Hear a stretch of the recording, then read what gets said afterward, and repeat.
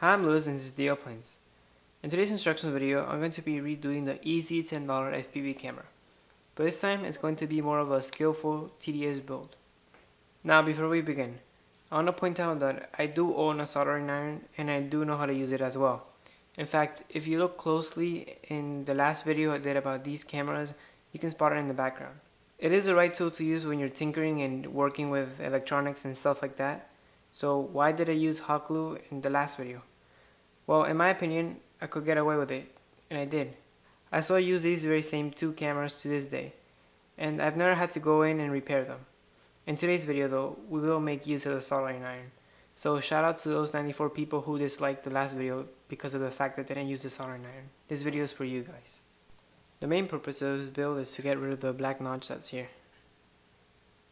So we're gonna go from this to this. Really, the camera is going to work the exact same way, nothing's going to change.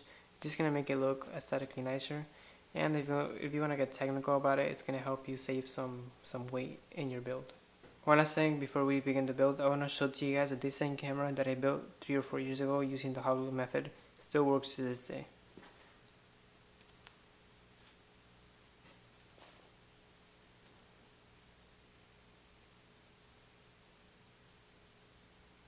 Alright, so let's get started with today's build.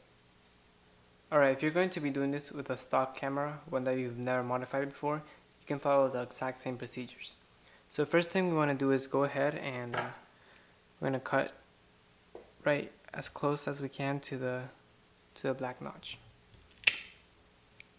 Like that. The next thing we want to do is go ahead and open the black notch. Now this is going to be the most tedious part of the build. You have to do it carefully, patiently, because if you do it in a rush, you can either cut yourself or ruin the camera. So I'm going to probably end up speeding this up. So first thing I'm going to do is go ahead and cut here.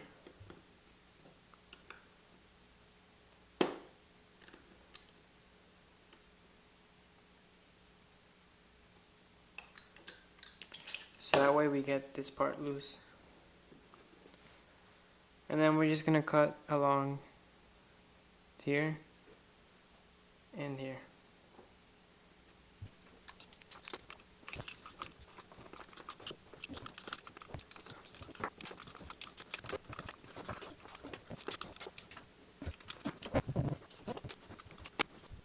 One thing you want to do is right where these little two holes are, you just cut right there and take that part off.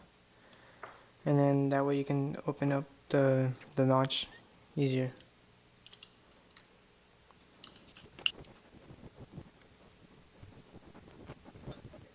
We opened it up, and as you can see, I accidentally ripped one of the wires off, the ground wire, but it's no problem because we can solder that back on. So now let's get to the final part of the build. So the first thing I'm going to do is reattach the ground wire that came off.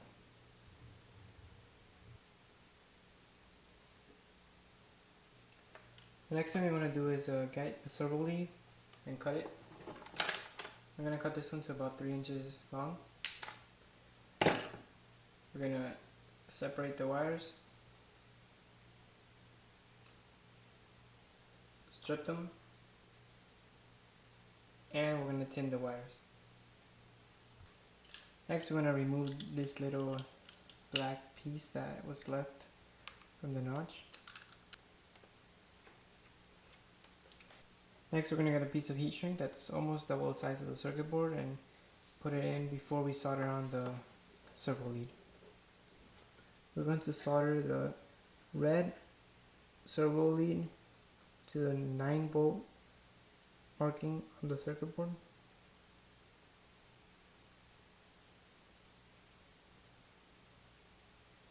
We're going to solder the black servo lead to the ground.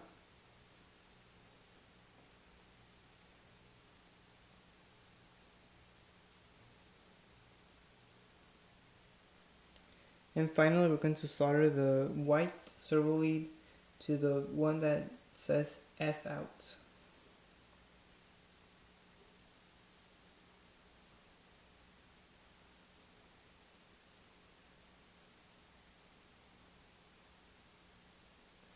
Final step is to just get our heat shrink, put it over the circuit board, and apply some heat to it.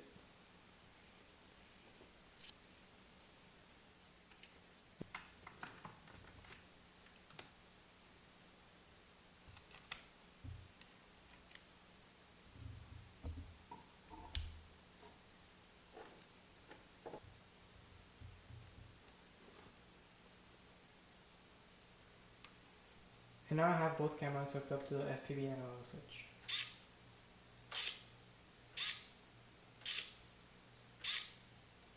This is it for today's instruction video.